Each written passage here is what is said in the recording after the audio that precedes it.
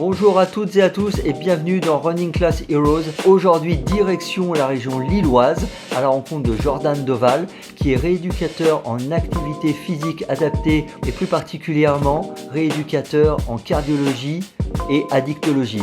Alors Jordan, c'est un marathonien qui devait préparer son 3e marathon cette année, mais comme beaucoup d'entre nous, le marathon a été décalé.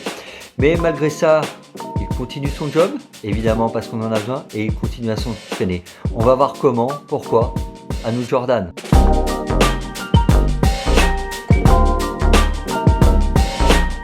Donc bonjour Jordan, je suis ravi de pouvoir échanger avec toi aujourd'hui. Alors tu es rééducateur en activité physique adaptée dans une clinique. Alors plus particulièrement, si j'ai bien compris, en cardiologie et addictologie. C'est ça. Concrètement, ça consiste à quoi ton job? Donc en gros, nous, on intervient auprès de patients qui sont avec des aptitudes physiques, psychologiques et ou sociales un petit peu détériorées. Alors c'est surtout généralement des patients en situation de handicap, que ce soit physique, que ce soit moteur, que ce soit psychique. Et du coup, nous, on intervient dans la clinique avec des séances pour répondre à des objectifs thérapeutiques, de prévention, d'éducation. On a aussi de rééducation et puis justement leur donner le goût de bouger grâce à l'activité physique. Et du coup, ça c'est une activité que tu fais en coordination avec les équipes médicales. Ça se passe comment C'est ça, concrètement? on est dans une équipe pluridisciplinaire, donc le service est chapeauté par un médecin référent, que ce soit cardiologue, addictologue, et du coup, dans l'équipe pluridisciplinaire, on va avoir les kinésithérapeutes, on va avoir les ergothérapeutes, on a aussi les infirmières qui peuvent intervenir sur les services, et nous en tant que prof APA pour justement les séances plus activité physique adaptée. Alors, si on veut passer entre tes mains, on est obligé de s'être fait mal quelque part, c'est ça en fait? Si je suis en bonne santé, je peux pas avoir recours à tes services. Bah, alors nous, on a la chance d'avoir un champ d'intervention, on va dire, très large. On est différent des préparateurs physiques, des entraîneurs, et on est plus allié avec la santé par rapport à une petite pathologie ou une maladie chronique ou diverses choses. Alors moi, je trouve ça vraiment intéressant ce que tu fais, parce que je connais un peu voilà, ce type de choses. Et c'est vrai que se servir du sport comme un outil de rééducation, que ça soit physique ou tu l'évoquais sur des problématiques qui peuvent être Exactement. plus psychologiques, c'est vraiment top. Et on voit que ça se développe de plus en plus dans les hôpitaux, les cliniques. Et bah voilà, du coup, bah, déjà je tiens à te féliciter parce que Merci beaucoup, c'est gentil. c'est vraiment un job en or et voilà, mettre l'activité physique au centre au centre de la vie des individus, c'est tellement essentiel à mes yeux. Voilà, vraiment, du coup, je suis ravi. Et en cette situation particulière là, de crise sanitaire, ton job, il a évolué, ça se passe comment? Les conditions font qu'on fait des petites séances individuelles en chambre. On prend bien les précautions, les recommandations sanitaires et les gestes barrières.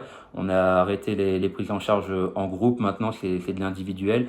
Ou si on a de la chance, avec le beau temps qu'on a eu sur des séances extérieures, mais un peu plus nombreux du coup, mais bien espacés. Et du coup, voilà, ça diffère un petit peu de d'habitude.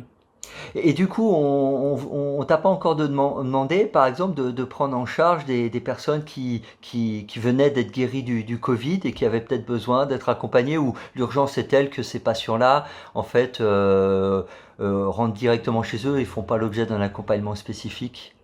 Voilà, c'est ça en fait, ces personnes qui ont été touchées directement par le Covid-19, soit elles n'ont pas encore les forces et les capacités nécessaires pour pouvoir suivre une rééducation, et si elles sont hospitalisées, c'est qu'il y a un besoin derrière, et voilà, il y a toutes les unités qui sont mises en place pour ça. Et les personnes qui sont chez elles, malheureusement actuellement, comme on ne peut pas faire venir de patients de l'extérieur, on ne peut pas intervenir directement, mais là, ça tend à bouger un petit peu avec le déconfinement et puis le déconditionnement qu'apporte le virus. Et je pense que pour rompre ce syndrome de déconditionnement et pour remettre un peu donner du plaisir aux gens simplement de bouger et de pouvoir faire des mouvements qui leur manque habituellement. Je pense que là, on va avoir un rôle très important à venir à voir dans les jours à venir. Et justement, tu parles de plaisir de bouger. Toi, tu t'occupes du plaisir de bouger des autres et de ceux qui en ont le plus besoin. Mais toi, du coup, tu bouges comment en ce moment? Alors, en ce moment, en fait, en prenant en compte les recommandations de sortie, la course à pied, elle continue. Trois sorties par semaine. Après les journées de travail. Ça, toujours en respectant le 1 km de chez soi, l'heure, etc. Et en fait, c'est des objectifs qui ont été modifiés. Tout simplement, j'étais en préparation marathon pour faire le marathon de Barcelone qui était mi-mars. Malheureusement, il a été annulé.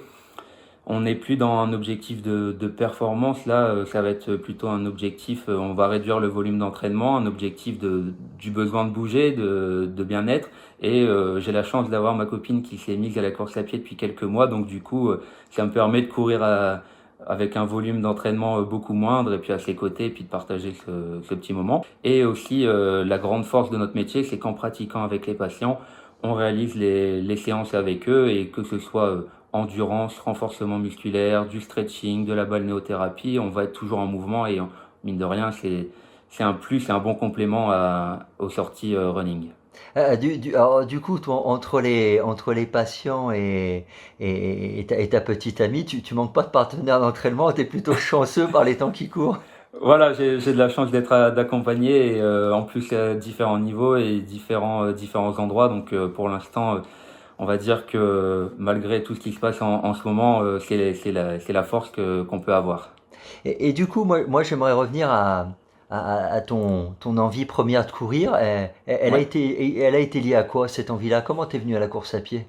Alors, j'ai fait de l'athlétisme tout petit jusqu'à l'âge de 14, 15, 16 ans. Mon papa est coureur et marathonien également, donc la course à pied, je la connais depuis toujours, on va dire. Et je me rends compte qu'au final, la course à pied maintenant, c'est nécessaire et ça a participé à mon développement personnel. Et du coup, là, justement, tu dis c'est nécessaire et ça a participé à mon développement personnel. Avec cette période spécifique, comment tu décrirais cet apport-là, justement? Là, on n'est plus sur un objectif de performance, clairement, avec toutes les annulations, puis le volume d'entraînement, les conditions qui sont restreintes pour courir. Et j'ai la chance de pouvoir jongler un peu sur différents statuts. Et là, je suis plus dans un état d'esprit de bien-être et d'autorégulation, c'est-à-dire que c'est un moment où je vais pouvoir me ressourcer, me concentrer sur moi-même et puis décrocher un peu de la journée que je viens d'avoir. On a des patients, on a des cas plus ou moins graves. Il va falloir aussi, il faut se déconnecter de temps en temps pour se ressourcer. Et du coup, grâce à l'activité physique et particulièrement à la course à pied, ça me permet de m'évader, de recharger les batteries pour attaquer la journée qui va arriver. Et personnellement, j'ai le besoin de bouger tout simplement. Donc du coup, je me sens obligé de partir, mettre les baskets et puis d'évacuer un petit peu tout ça, puis de recharger les batteries. Eh ben, écoute, c'est nickel. Jordan, je te remercie pour ce petit échange. Et puis, Merci à toi, Fred. continue à bien t'occuper de tes patients. Et puis, je te dis à bientôt. Salut! Ça marche. Merci beaucoup. Salut.